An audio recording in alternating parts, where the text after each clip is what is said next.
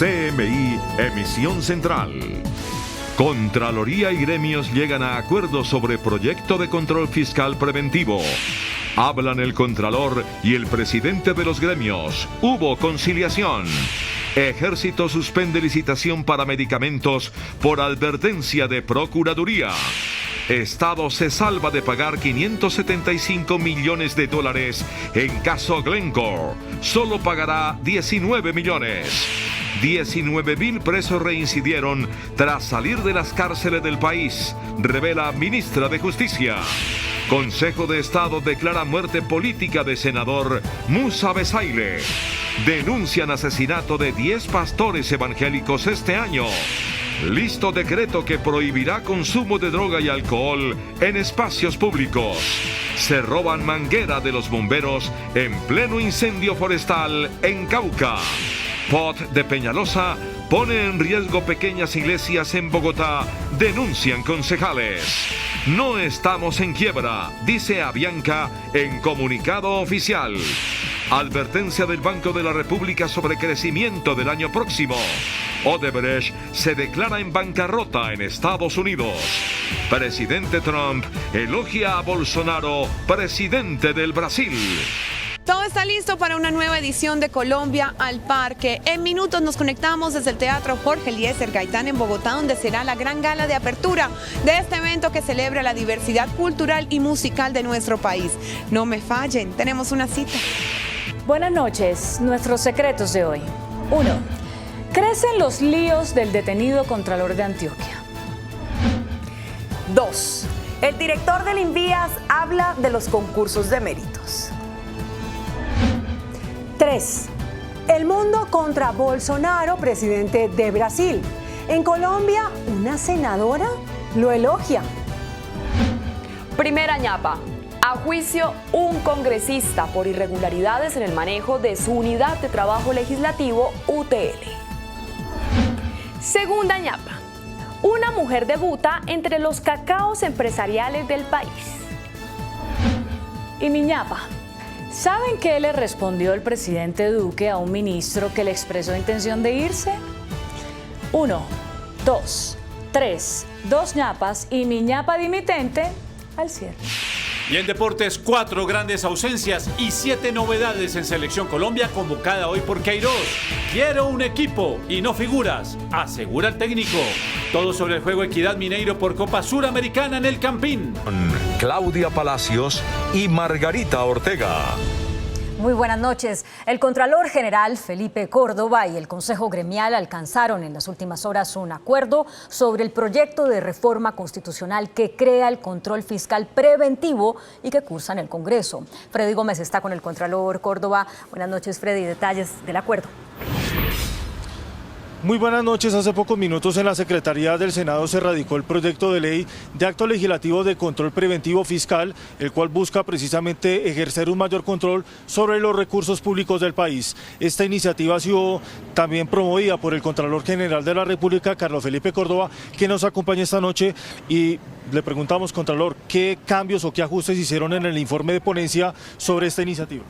Pues realmente, como hablábamos de lo mismo, yo siempre dije que era un control preventivo, no previo, concomitante y posterior, no íbamos a coadministrar, era excepcional y efectivamente no era vinculante, pues estuvimos de acuerdo siempre en esa valoración, por eso se concilió el texto y pudo salir adelante sin ningún problema. Sobre el tema y muy brevemente, Contralor, los contralores regionales, ¿cómo quedó esa parte? Efectivamente, la propuesta en donde se van a presentar varias propuestas para el debate, lo que estamos buscando es que haya mayor meritocracia y en ese sentido buscamos efectivamente que sea por concurso público y los 3 mejores puntajes sean los que vayan a ser escogidos. Muchas gracias, Contralor. Precisamente los gremios celebraron este consenso que se logró hoy entre la Contraloría General de la República y los gremios de la producción nacional. El Consejo Gremial Nacional en pleno destacó el acuerdo con la Contraloría General de la República sobre el proyecto de control fiscal. Sostiene que de esta manera se logrará la eficacia para preservar los recursos públicos del país. Que el control preventivo, concomitante, que no coadministre, y si se le agrega que sea excepcional y no vinculante para el ejecutor fiscal, va a ser un gran avance si eso se hace en la ponencia o en el debate que viene en la comisión. También resalta los acuerdos que se lograron sobre el manejo de las contralorías regionales. Extender la función que le están dando al Contralor de intervenir en las contralorías territoriales cuando se presente riesgo de falta de imparcialidad y falta de objetividad por parte de los funcionarios. Las discusiones sobre el proyecto arrancarán la próxima semana en la Comisión Primera del Senado de la República. Desde el norte de Bogotá, Freddy Gómez, CMI La Noticia. Freddy, gracias. Y en otras noticias, las fuerzas militares suspendieron la licitación para la adquisición de medicamentos en la Unidad de Sanidad después de que la Procuraduría advirtiera de presuntas irregularidades en el proceso. Las fuerzas militares tomaron finalmente la decisión de suspender la licitación para la compra y suministro de medicamentos en la Unidad de Sanidad Militar. La Procuraduría había advertido sobre algunas irregularidades que se podían presentar en la selección del contratista. El ministro de Defensa señaló que son respetuosos de las recomendaciones del ente de control y que asimismo serán atendidas. Y se acordó suspender por 7 días el proceso licitatorio y la Procuraduría va a estudiar los argumentos que al respecto entregó el Ministerio de Defensa. Dentro de 7 días pues habrá una nueva reunión con la Procuraduría y se tomará una determinación definitiva. La decisión se toma, aseguran las fuerzas militares, para garantizar transparencia en el proceso licitatorio y evitar hechos de corrupción. Y el Estado colombiano se salvó de pagar 575 millones de dólares que exigía la multinacional Glencore por los perjuicios ocasionados presuntamente por un fallo fiscal de la Contraloría General. 19.1 millones de dólares tendrá que devolver el Estado colombiano a la multinacional Glencore por una sanción que le impuso la Contraloría General en el 2015. Así lo dispuso un tribunal internacional, el cual fue promovido por la multinacional para tumbar el fallo de la Contraloría. Los hechos que dieron lugar a la sanción se remontan al 2010, cuando Ingeominas, hoy Agencia Nacional de Minería, modificó el régimen de regalías y las contraprestaciones del contrato de explotación minera con Glencore, que según la Contraloría ocasionó un daño a las finanzas del Estado. Aunque la empresa pretendía recibir 575 millones de dólares, el tribunal le ordenó al Estado colombiano devolver solo el dinero que en su momento pagó por la sanción de la Contraloría. La Contraloría pudo haberse equivocado en el cálculo, pero no en la forma ni en el procedimiento. Agregó que el fallo es favorable a Colombia porque todas las pretensiones de Glencore no fueron concedidas. Porque no están diciendo en el fallo que la Contraloría nunca debió haberlo investigado o no debió haber hecho el cobro, sino que lo debió haber hecho con una metodología diferente. En un comunicado, la multinacional aseguró que para Glencore y Prodeco es muy importante que esta disputa haya sido resuelta y que esperan continuar desarrollando sus inversiones de largo plazo en Colombia.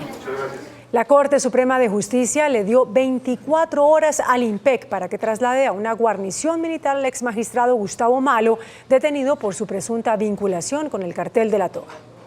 El exfuncionario interpuso una tutela para que se cumpla la orden que desde mayo dio la Sala de Juzgamiento de la Corte Suprema con el fin de ser trasladado de los calabozos de la Fiscalía a una guarnición militar. En su momento, la Dirección de Centros de Reclusión negó la petición, argumentando que esos lugares son destinados exclusivamente para los militares investigados o condenados. La Sala Civil de la Corte Suprema estudió el caso y cuestionó que esa regla no se aplique para todas las personas por igual, puesto que en guarniciones militares también se encuentran detenidos civiles que no han prestado su servicio a ninguna fuerza armada. Resulta inadmisible que autoricen el ingreso de algunas personas, pero que lo nieguen sistemáticamente en el caso de otras. Recordemos que, por ejemplo, el exministro Andrés Felipe Arias se encuentra privado de la libertad en la Escuela de Caballería al norte de Bogotá. La ministra de Justicia, Margarita Cabello, reveló que la reincidencia de presos colombianos en la delincuencia cuando recuperan la libertad supera el 10%. 19.000 exreclusos han sido recapturados. Durante un debate de control político en la Comisión Primera de la Cámara, la ministra de Justicia, Margarita Cabello, aseguró que la reincidencia de los presos en el país supera el 10%. La reincidencia está en un 12.1% más o menos de los 124.000 del porcentaje de privados de la libertad. El director del IMPEC detalló quiénes son los que más reinciden. Es así como tenemos a 2019 19.226 residentes discriminados de la siguiente manera: 15.048 que hacen parte del 78.3% de los intramurales, domiciliarios reincidentes 3.700 y con vigilancia electrónica 416. En el debate, la ministra de Justicia pidió a los entes territoriales asumir su responsabilidad en la atención de la población sindicada, que supera los 45.000 en las cárceles del país. El Consejo de Estado confirmó la muerte política del excongresista Musa Besaile, vinculado en casos de corrupción dentro del denominado Cartel de la Toga. El alto tribunal advirtió que está probado que el exparlamentario pagó 2.000 millones de pesos para que su proceso en la Corte Suprema de Justicia fuera archivado. El dinero habría sido entregado por intermedio del exfiscal Gustavo Moreno a magistrados de la Sala Penal. El senador John Milton Rodríguez denunció un aumento de los casos de asesinatos a pastores evangélicos en Colombia. Este año ha habido 10. De acuerdo con la denuncia del senador y pastor John Milton Rodríguez, el último pastor evangélico asesinado en Colombia fue Plinio Salcedo, en el Bajo Cauca antioqueño. Con esto ya van 10 en lo corrido del año. Y hombres armados llegaron hasta su vivienda y le dispararon mientras departía con sus hijas, delante de sus hijas. A esta denuncia el senador John Milton Rodríguez le agregó una mucho más grave, que grupos armados ilegales están convocando a los candidatos en el departamento del Cauca para cobrarles plata, si no les permiten participar en las elecciones de octubre próximo. Están citando candidatos de diferentes colectividades en las montañas del Cauca para indicarles que deben de pagar 25 millones de pesos para poder hacer su participación política o su ejercicio político para las próximas elecciones del 27 de octubre. El Congreso de la República reclamó más acción de las autoridades para evitar que los grupos armados ilegales sigan extorsionando y amenazando candidatos en el país. CMI conoció anticipadamente el decreto que expedirá en las próximas horas la alcaldía de Bogotá y que prohíbe el consumo de drogas y alcohol en espacios públicos. En parques, plazas y entornos escolares de Bogotá quedará prohibido el consumo de drogas y alcohol las 24 horas del día, los 7 días de la semana. En caso de establecimientos educativos se fijará un perímetro para la restricción. A 200 metros de colegios, jardines y universidades estará prohibido el uso y venta de sustancias alucinógenas y bebidas alcohólicas. La norma, que quedará publicada esta noche para comentarios de los ciudadanos, busca restringir el consumo en espacio público a cielo abierto o cerrado y también en espacios privados que trasciendan a lo público. Quienes incumplan el decreto serán sancionados con una multa tipo 2, equivalente a 220.838 pesos. Autoridades de Bogotá reportaron el hallazgo de un nuevo cuerpo desmembrado. Los restos fueron encontrados empacados en bolsas en el humedal Juan Amarillo, en la localidad Suba. Medicina Legal adelanta las labores de identificación. El representante Ricardo Ferro renunció a la comisión de acusaciones luego que la célula legislativa lo retirara de la investigación contra el expresidente Juan Manuel Santos. Ferro fue recusado por retuitear una caricatura en la que se hacía burla del expresidente Santos por posible ingreso de dineros de la multinacional Odebrecht a la campaña de reelección 2014. El representante del Centro Democrático, Óscar Villamizar, asumirá la investigación. De otra parte, en Antioquia, los bomberos atienden 4 incendios forestales. 79 conflagraciones se han presentado en esta temporada de sequía. La temporada seca tiene en alerta 82 municipios de Antioquia por probabilidad de incendios forestales. Bomberos de Amalfi atendieron una conflagración en zona boscosa, mientras que en el oriente antioqueño, bomberos de Río Negro intentan sofocar 3 incendios de gran magnitud. Al momento nos encontramos atendiendo 3 incendios forestales en nuestra jurisdicción. Por otra parte, en el municipio de San Luis, bomberos ingresaron a zona rural para atender un incendio forestal y el vehículo sufrió fallas mecánicas, quedando atrapado frente al fuego. En lo que va de la temporada seca se han presentado 79 incendios forestales en Antioquia que los cuerpos de bombero han podido atender sin ayuda. La recomendación del DAPAR es evitar quemas y fogatas mientras llegan las lluvias. Y en un hecho insólito en el Cauca, delincuentes robaron las mangueras de los bomberos cuando atendían un incendio en el Tambo. 4 tramos de manguera de 1,5 pulgadas de 30 metros cada uno fueron los que hurtaron al cuerpo de bomberos del Tambo. Elementos que en el mercado pueden costar 900.000 pesos cada uno, pero dejan al organismo de socorro sin su principal herramienta para atender emergencias. Recién dotadas, que es lo más complejo. Hicieron un llamado para que se respeten los elementos de los organismos de socorro. Impensable, es un daño que se le hace a una institución. El rechazo de los cuerpos de socorro es total, en especial por esta época, donde los incendios forestales devoran varias hectáreas de bosque. Este tipo de manguera no tiene otro destino que conectarla a las máquinas cisterna. Hay polémica en Bogotá por el proyecto de plan de ordenamiento territorial. En el Consejo advierten que la norma forzaría la desaparición de varias iglesias. Iglesias de barrio como estas estarían en riesgo por el plan de ordenamiento territorial propuesto por el alcalde Enrique Peñalosa. La advertencia la hicieron en el Consejo de la ciudad. Las ahoga, ¿por qué? Porque no les va a permitir legalizarse. Y es que estas iglesias que hoy son vecinales podrían subir de categoría, pues ya no se tendría en cuenta solo el área donde se hace la misa o el culto, sino toda el área construida. Y la sumatoria del metraje determinaría las obligaciones a cumplir. Que una iglesia de un barrio como Patio Bonito tenga que cumplir en la práctica los requisitos de una mega iglesia, y las dos no se comparan. El secretario de Planeación aseguró que se trata de una malinterpretación y que la norma, por el contrario, busca reglamentarlas y no acabar con ellas. Lo que busca es que las que están bien permanezcan, que las que tienen problemas en mitigación de algunos de los impactos tengan el camino para hacerlo. Este será uno de los temas más espinosos en la discusión del POT en el Consejo de Bogotá, pues el 80% de las iglesias son barriales. Avianca Holdings aseguró que no está en proceso de insolvencia y que no ha solicitado ser admitida en proceso alguno de similar naturaleza en ninguna jurisdicción. Estas palabras pusieron a pensar a muchos inversionistas. La situación financiera, señores, Avianca está quebrada, ¿ok? Quebrada. No le está pagando a sus acreedores. Sin embargo, en un reporte dado a conocer en información relevante de la Superintendencia Financiera, Avianca Holding aclaró que no está en proceso de quiebra o de insolvencia regido por ley alguna y no ha solicitado ser admitida en proceso alguno de similar naturaleza en ninguna jurisdicción. Para todas las empresas que están en el mercado público de valores es muy importante toda la relación con sus inversionistas a través de la información pública y transparente al mercado. Además, los expertos opinan que entrar a un proceso de reorganización no es un delito. Al contrario, es una decisión responsable de parte de la administración cuyo fin es salvar empresas viables, mantener empleo y pagar las obligaciones. Avianca recalcó que avanza en la optimización de la flota y en lograr un crecimiento sostenible y competitivo. La acción de la compañía retrocedió hoy 8,20% hasta 1.120 pesos.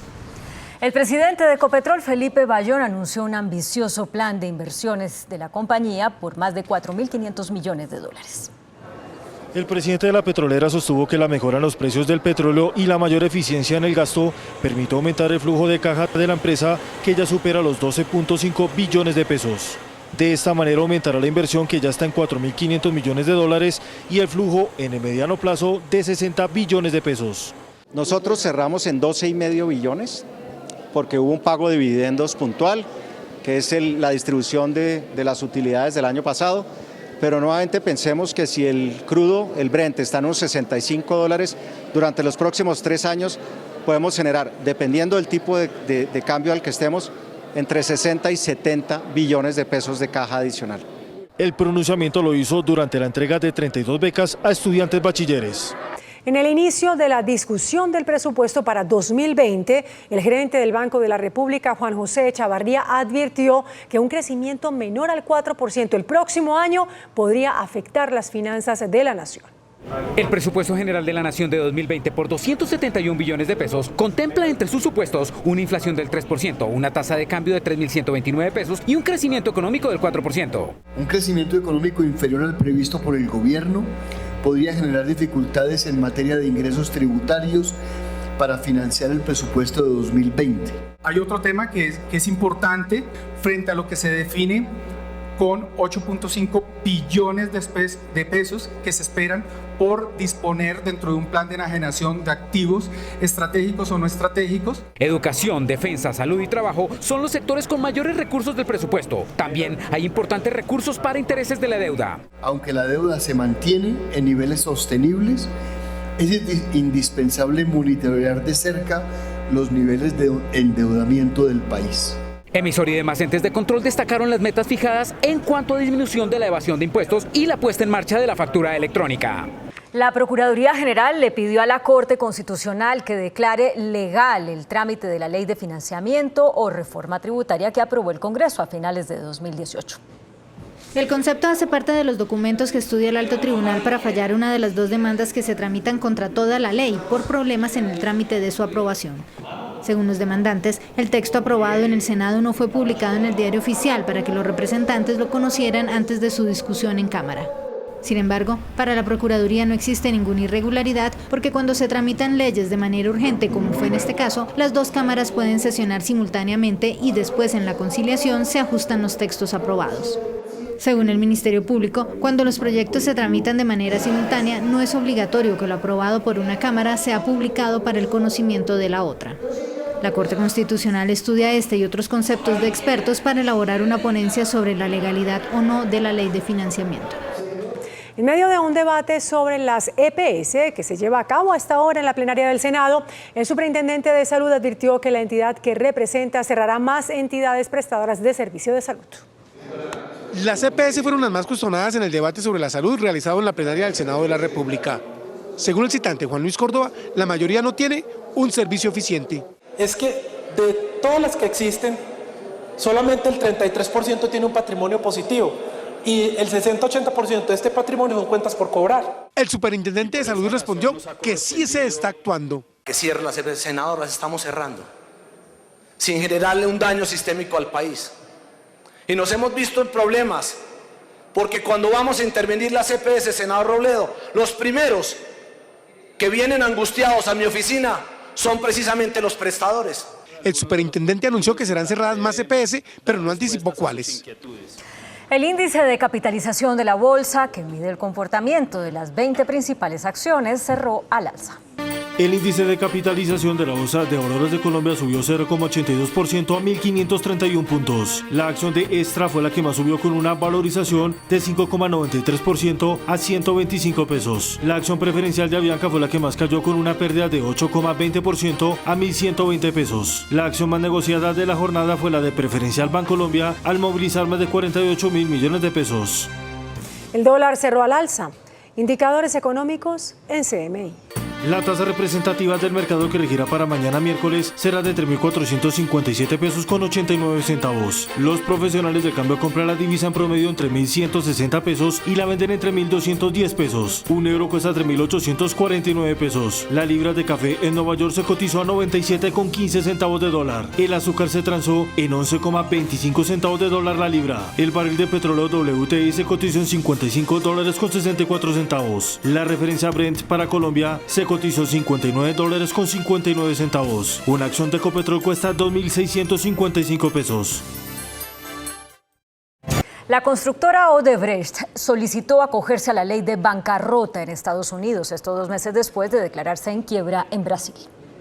La debacle del holding de construcción brasileño Odebrecht se confirmó también en Estados Unidos. Así lo informa la agencia EFE, que indica que el núcleo del conglomerado, que se extiende desde la construcción hasta el petróleo y gas, pidió acogerse al capítulo 15 de la ley de bancarrotas estadounidense, que podría beneficiar a Odebrecht con la protección contra la incautación de activos en el país norteamericano. La constructora busca reestructurar una deuda de alrededor de $25.000 millones. Además de Estados Unidos, Odebrecht se declaró en quiebra en Brasil el pasado junio tras no poderse levantar de las investigaciones que revelaron un entramado de sobornos que utilizó la compañía para la adjudicación de importantes obras en toda la región. Según el Departamento de Estado de Estados Unidos, Odebrecht pagó más de $788 millones en coimas en 12 diferentes países. El presidente de Estados Unidos, Donald Trump, aplaudió la gestión del presidente brasileño Jair Bolsonaro frente a los incendios forestales en la Amazonía. He llegado a conocer bien al mandatario Bolsonaro por nuestra relación con Brasil. Está trabajando muy duro en los incendios en la Amazonía y en todos los aspectos está haciendo un gran trabajo por la gente de Brasil. No es fácil. Con estas palabras, el presidente estadounidense Donald Trump aplaudió los esfuerzos del mandatario brasileño Jair Bolsonaro para combatir los incendios forestales de la Amazonía. Las declaraciones de Trump se dan el mismo día en el que el jefe de Estado de Brasil aseguró que aceptará la ayuda económica aprobada en la cumbre del G7 en Biarritz, solo si Macron se retracta de sus comentarios ofensivos. En los últimos días se han agudizado los roces políticos entre los gobiernos de Brasil y Francia por cuenta de la crisis en la Amazonía. Para nosotros todas las empresas tienen algo en común, su grandeza. TCC, orgullosos de lo que llevamos. Y durante un encuentro en la Amazonía peruana, los presidentes de Colombia, Iván Duque, y de Perú, Martín Vizcarra, acordaron realizar una cumbre presidencial por la Amazonía junto con el mandatario Jair Bolsonaro. El encuentro presidencial y de gabinetes dejó como resultado un gran compromiso de Colombia y Perú para proteger la Amazonía de forma conjunta y coordinada de la deforestación, la minería ilegal y los cultivos ilícitos. Hoy estamos enfrentando una situación que genera preocupación en la Amazonía de la hermana República del Brasil. Todos estamos actuando con solidaridad, pero también debemos actuar en materia de prevención.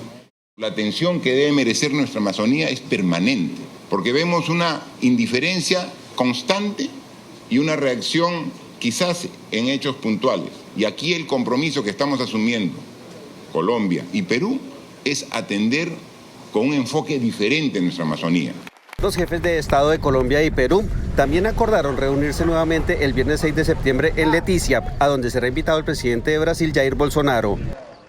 Los presidentes Duque y Vizcarra también acordaron utilizar iniciativas como la Alianza del Pacífico y la CAN para elaborar un listado negro de empresas involucradas en hechos de corrupción. En Pucallpa, Perú, Omar Jaimes, CMI La Noticia. Puerto Rico declaró el estado de emergencia para enfrentar la llegada de la tormenta tropical Dorian. La tormenta, que amenaza con convertirse en huracán, tocará la isla mañana en la tarde. Las autoridades se recomendaron a la población abastecerse con comida y agua. En minutos. 1. Crecen los líos del detenido Contralor de Antioquia. 2. El director del INVIAS habla de los concursos de méritos. 3. El mundo contra Bolsonaro, presidente de Brasil. En Colombia, una senadora lo elogia. Primera ñapa. A juicio, un congresista por irregularidades en el manejo de su unidad de trabajo legislativo, UTL. Segunda ñapa. Una mujer debuta entre los cacaos empresariales del país. ¿Saben qué le respondió el presidente Duque a un ministro que le expresó intención de irse? 1, 2, 3, 2 ñapas y mi ñapa dimitente después de pregunta Yamil. 20 jugadores fueron convocados por el técnico Arturo Reyes para los partidos amistosos de la Selección Colombia preolímpica la próxima semana frente a Brasil y Argentina. Nos vemos después del 1, 2, 3. Resultados al sondeo de anoche. Después de la entrevista en Pregunta Yamit con la presidenta de Camacol, Sandra Forero, ¿usted cree que si se toman medidas de estímulo a la venta de vivienda en estratos 5 y 6 para fácil adquisición a casa propia en clase media y de favorecimiento mayor en estratos bajos, se reactivará la construcción? Sí, 65,32%, no 34,68%. Muy buenas noches. Carlos Fernando Galán está segundo en todas las encuestas que se han realizado últimamente sobre candidaturas a la alcaldía de Bogotá. ¿Cómo se siente usted de segundo? Muy buenas noches, Yamil. Muchas gracias por la invitación. Pues con mucha esperanza, porque siento un crecimiento todos los días en las calles. Yo estaba en las primeras encuestas que hizo CMI hace unos 4 meses en 9%, a una distancia que me tenía Claudia López de 38 puntos, y la distancia se ha ido reduciendo progresivamente. Entonces, vamos bien, creciendo y con la única candidatura que realmente puede competirle a Claudia López. Pero, digamos, ¿cuáles son las debilidades suyas? Pues yo realmente no siento debilidades, Yamit, porque pero somos... Si no estuviera, estaría primero. Es el nivel de conocimiento. Claudia López lleva 2 años con una visibilidad muy alta. Pero usted lleva todos los años hijo de Galán, y el nombre... Lo que pasa, Yamit, es que el conocimiento baja rápidamente después de que pasa una campaña. A mí me conocen, según las encuestas, más o menos el 50-55% de los bogotanos, mientras que a Claudia seguramente alrededor del 90%. Entonces el reto mío es construir más conocimiento y sobre esa base creo que va a ser fácil alcanzarla. ¿Y por qué eso es tan raro? Usted la vez pasada fue candidato a alcaldía. Yo fui candidato hace 8 años a la alcaldía. Sí. Curiosamente, en las encuestas indican que cuando una persona es candidato, pues cobra mucha visibilidad, lo conocen, pero después se baja esa visibilidad y la gente, en cierta forma, no lo recuerda tanto. Entonces, Claudia lleva, digamos, en campañas de diferente tipo para diferentes cosas 2 años permanentemente y le ha dado mucha visibilidad. Yo no he tenido tanta, pero en esta vez la estoy teniendo y eso está permitiéndome crecer. Ahora, una de las críticas que le hacen a usted, doctor Galán, es que usted fue responsable indirecto de que ganara Gustavo Petro, porque usted no quiso retirar su candidatura, dividió a la coalición de centro y se perdió. Pero Yamil, yo creo que ese análisis es relativo, porque la política no es aritmética, no necesariamente los votos de un candidato se van para otros y se retira para apoyarlo, y al contrario, a veces pasa lo contrario. Yo creo que en esa elección realmente, por el tipo de electorado que me acompañó a mí, que fue básicamente estratos 1, 2 y 3 en el 2011, yo le quité muchos más votos a Petro que a cualquier otro candidato. Si yo no hubiera estado en contienda, él habría ganado por más de 900.000 votos. No, pero ganó 700 y pico mil de votos. Claro, pero si yo me hubiera retirado, yo creo que él habría sacado más votos, porque yo le estaba quitando votos a él. Eso reflejaron los resultados electorales. Yo tuve muchos votos, muchos en Ciudad Bolívar, en San Cristóbal, en Usme, en Rafael Uribe Uribe. En cambio, en Chapinero fue muy poca mi votación. En Usaquén fue muy poca mi votación. Entonces, eso es relativo. Yo creo que el proceso electoral no es un proceso donde uno pueda decir que una alianza necesariamente sume. Hay alianzas que suman, otras multiplican, pero otras pueden restar. Entonces, sobre esa base, yo creo que en el 2011, a pesar de que hay quienes creen que yo contribuí a la victoria de Petro, lo que hice fue reducir las proporciones de su victoria. Carlos Fernando Galán lanzó hoy en redes una llamativa, un llamativo estilo de campaña en estos últimos días antes de las elecciones. Lo verán ustedes, es un video inmediatamente después de comercial.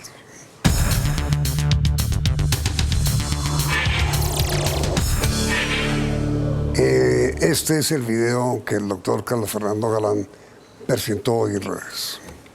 Se nota que no salió de su cuna de Claudio, yo creo que a Claudia le falta estudiar un poco más, pero a mí Claudia no me va a intimidar usted. Yo he dicho aquí, y yo he dicho, no es mentira.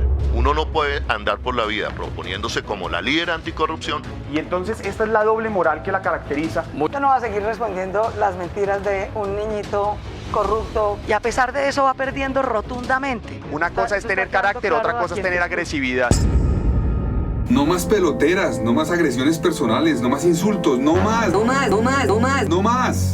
Estamos generando peleas políticas entre políticos, pero eso no le importa a la gente. Eso no soluciona nada. Eso no le sirve a Bogotá. Las campañas de agresiones y odios personales son efectivas, pero dañinas. Estamos creando barras bravas, agresivas, sectarias, que imposibilitan el diálogo, que impiden razonar y ponen el morbo por encima de las ideas. Por eso creamos el Vamos a Calmarnos Challenge, un reto sencillo entre candidatos, para que los que estamos en contienda nos atrevamos a hablar bien de los contrincantes. Calmemos las aguas para hacer una campaña más amable. La gente merece más. Así que esta semana estaré publicando tags. Para los que no sepan qué es un tag, una etiqueta es una recopilación de cosas sobre un tema o una persona. Hablaremos solo de cosas buenas. Así me cueste trabajo, así me llamen los amigos a decirme que estoy loco haciéndole campaña a los otros, así mis asesores me recomienden que lo que hay que hacer es subir el volumen, vamos a hablar bien de la competencia. Así que esperen pronto el tag de Holman Morris, el tag de Claudia López, el tag de Miguel Uribe.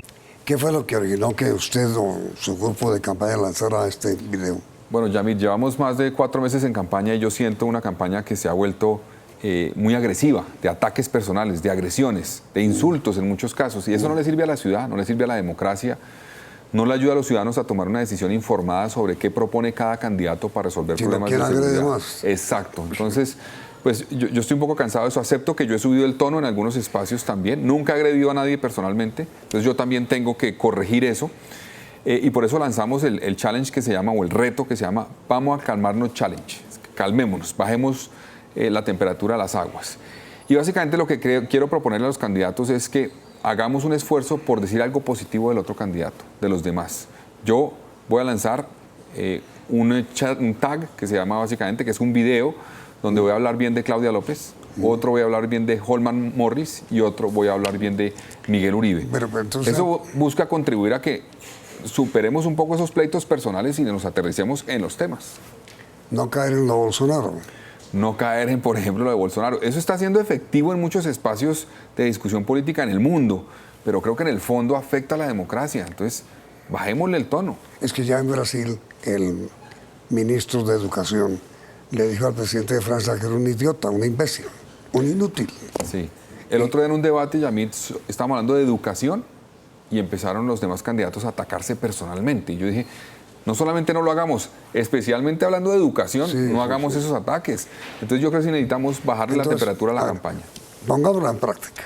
¿Qué le parece a usted, Claudia, como candidata?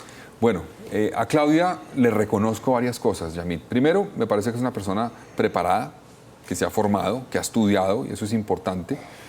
También me parece importante lo que ella hizo, y destaco mucho lo que hizo como investigadora periodística frente a la parapolítica.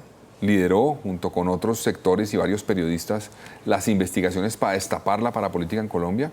Muy positivo eso que ella hizo. Entonces yo creo que esos elementos hay que destacarlos en Claudia López. El doctor Uribe.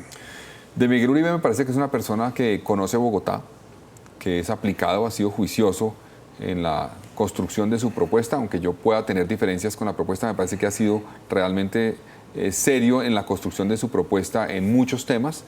Entonces, eso es importante para la ciudad. Creo que hizo una buena tarea en la Secretaría de Gobierno. ¿Y Morris? Bueno, de Holman Morris, yo le destaco su inquietud por el tema social.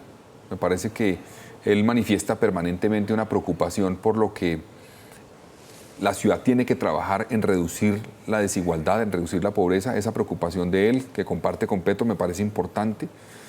También, más allá de las discusiones que ha habido sobre temas administrativos del Canal Capital cuando él fue gerente, hubo un tema que a mí me interesó y me gustó, y es que él trató de llevarle los conciertos que se hacían en Bogotá, recuerdo el de Paul McCartney, por ejemplo, a los barrios en Bogotá, transmitirlo por el Canal Capital, y que la gente en las localidades, en los parques, pudiera ver eso. Me parece que eso fue interesante, llevar la cultura y una opción de un concierto tan importante como ese a los bogotanos. Le destaco eso a ella. Ahora mira, doctor Galán, infortunadamente el tiempo por hoy se nos acabó, pero como usted no ha dicho lo bueno, igual que mencionó lo bueno de los demás candidatos, falta lo suyo. Grabamos ya el programa para mañana para que mencione qué es lo bueno que usted tiene. Perfecto, estoy listo para grabarlo. Muchas gracias, doctor Galán. Entonces, los esperamos mañana a esta hora con el doctor Carlos Fernando Galán y sus cosas buenas para votar por él. Y enseguida los invitamos a nuestro tradicional 1, 2, 3.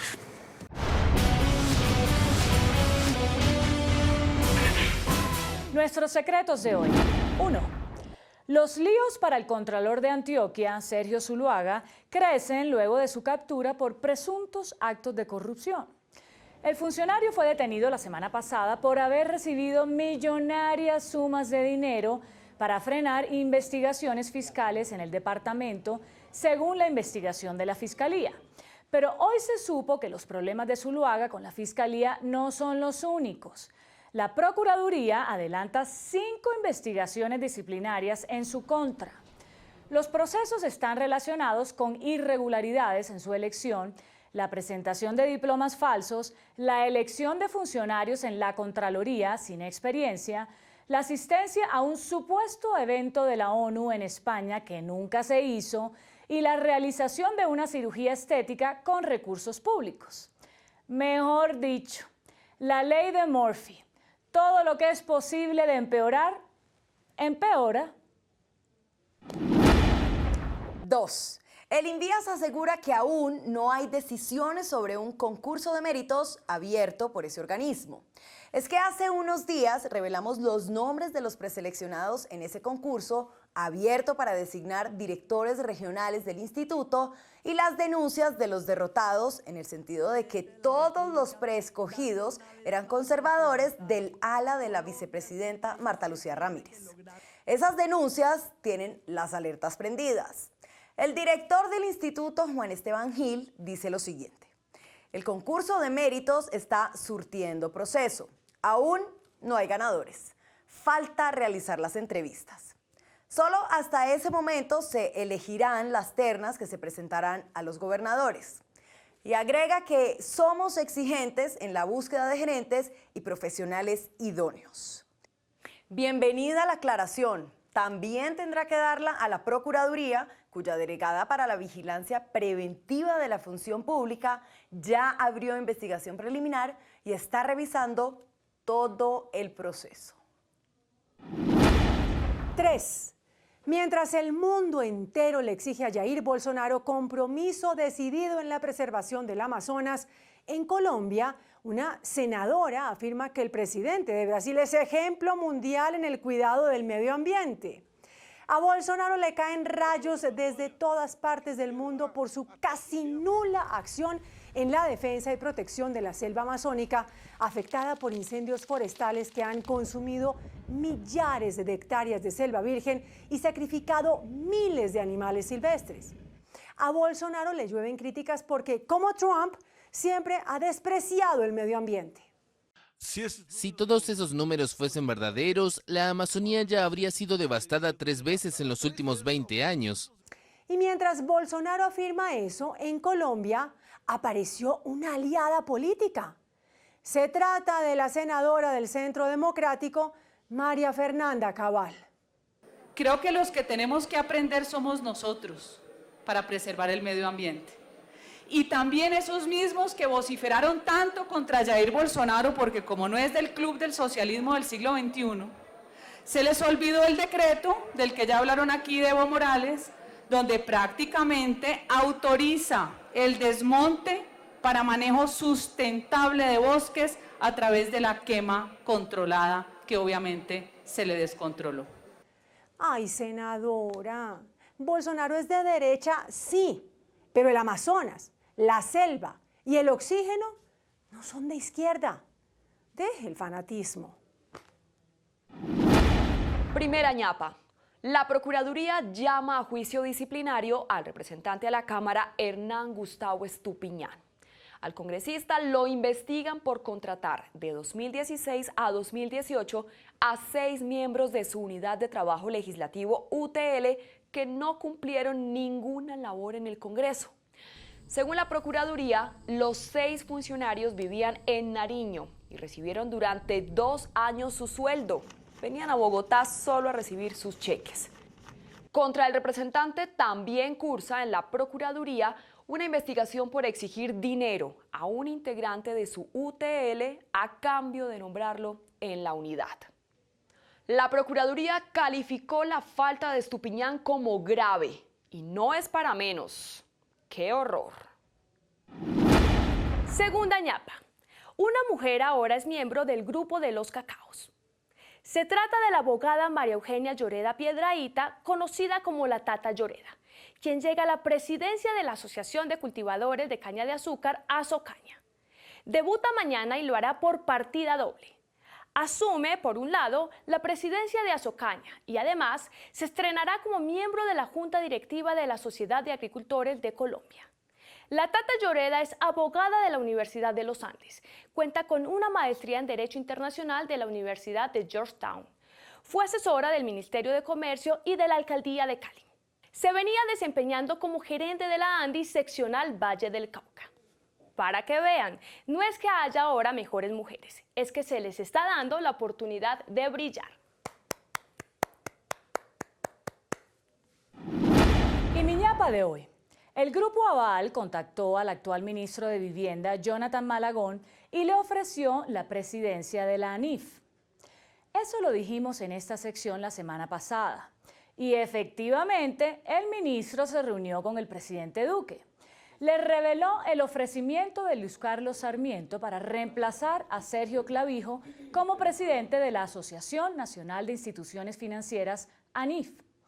El presidente lo observó, le estrechó la mano y le preguntó: ¿usted olvidó que los ministros van hasta agosto del año 2021? Hay que recordar que este guajiro de 33 años, economista graduado con honores en la Nacional y luego doctorado en Administración de Empresas en London School of Economics, con maestría en Política Económica en la Universidad de Columbia, PhD en Economía en Tilburg University, fue hace unos años investigador de la ANIF, cuya presidencia ahora le ofrecía. El ministro miró al presidente, estrechó su mano y sabía que no podía dar una respuesta distinta a la que produjo. Gracias y cuente conmigo, señor presidente. Hasta mañana. Que descanse.